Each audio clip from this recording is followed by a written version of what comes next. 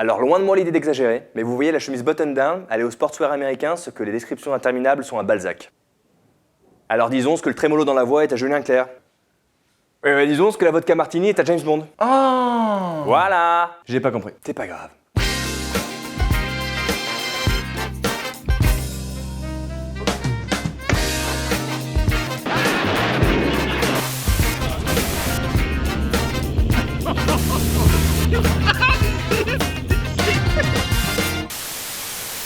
La chemise Oxford, ou OCBD comme on l'appelle aux États-Unis, pour Oxford Close Button Down, est une véritable signature stylistique du sportswear américain. Ah. Et oui, en 1896, un type admirable nommé John Brooks se trouve en Angleterre.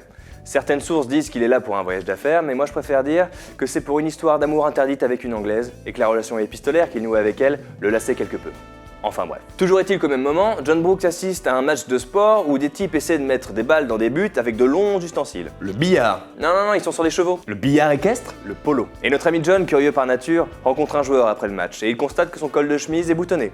Là-dessus, truculente histoire, il lui raconte que c'est sa femme qui lui a boutonné quand un jour, il a raté un but quand la pointe du col lui est entrée dans l'œil. Faut dire que l'école, à l'époque, avait plus d'ampleur. Là-dessus, John Brooks, qui voit l'avenir du sportswear américain dans cette chemise et qui ferait tout pour son pays, charme le joueur de polo. Ils ont une brève idylle et au petit matin, il s'empare de la chemise laissée sur le sol et s'envole pour New York. Eh, c'est vrai? Oui. Toujours est-il que John Brooks, l'intrépide, la rapporte à son grand-père, le fondateur de Brooks Brothers. Et lui aussi, il voit beaucoup de potentiel dans ce col mou, boutonné, et cette matière, l'Oxford, inédite et agréable à porter. De toute façon, les Anglais n'en veulent pas, ou alors pour pratiquer le polo. Ils sont bien trop chics pour porter cette chemise casual dans la vie de tous les jours. Mais ça ne fait pas peur aux Américains, et Brooks Brothers qui commercialise la polo shirt dès 1896 à New York. Et le succès est instantané. Allez, qui même me suivent.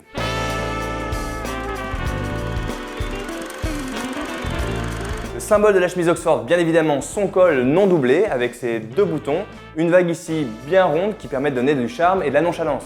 La matière, évidemment, l'Oxford, qui a été inventée par une filature écossaise au 19e siècle. Sa particularité est d'avoir un fil de chaîne coloré et un fil de trame blanc.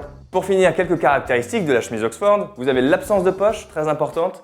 Également à l'arrière, trois petites choses, le loop, qui permet aux étudiants de l'Ivy League de suspendre la chemise dans les vestiaires, le petit bouton sur le col pour éviter qu'il ne bouge trop, et également des pinces centrales à l'arrière. Ça donne une coupe qui est assez large, et d'ailleurs on l'a faite suffisamment longue pour être portée dans le pantalon.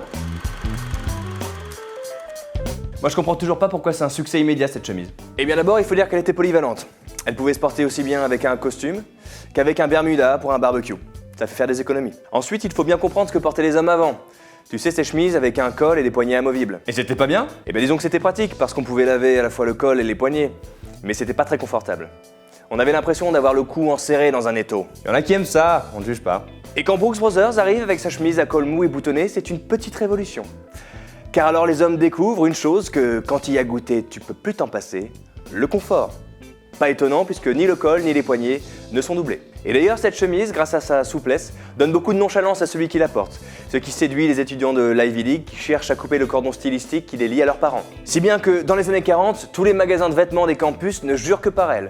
On la trouve en bleu, en blanc, en écru, en jaune et même en rose. Et des marques comme G-Press suivent Brooks Brothers et se font un nom en la vendant. Et c'est en partie grâce aux jazzmen qui vont de campus en campus que le style Ivy League se développe, parce que eux justement, ils portent cette chemise Oxford button-down.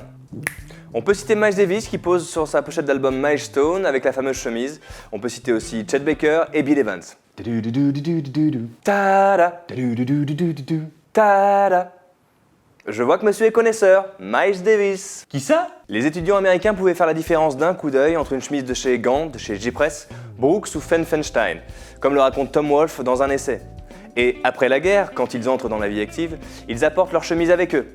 Le plus célèbre d'entre eux, c'est JFK. Et tous les cool kids d'Hollywood et d'ailleurs se sont mis à en porter. Steve McQueen, Paul Newman, Gregory Peck, Michael Caine, les modes réunis, et j'en passe et... Des plus vertes? Tu vas arrêter de finir mes... Clop. Et dire que je commençais à bien t'aimer. En fait, la chemise button-down tombait à pic. C'était la bonne réponse à une envie de confort et de style nouveau. C'est exactement comme ça que l'utilise Gianni Agnelli.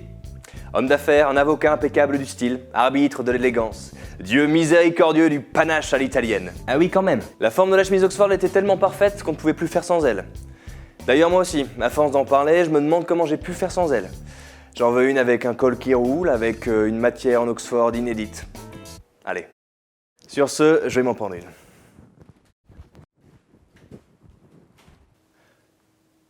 Ah oui, la chemise Oxford, avec son col et ses boutons sur les pointes du col. Ah, quelle histoire ça! Wow. Attends, il est vraiment parti là?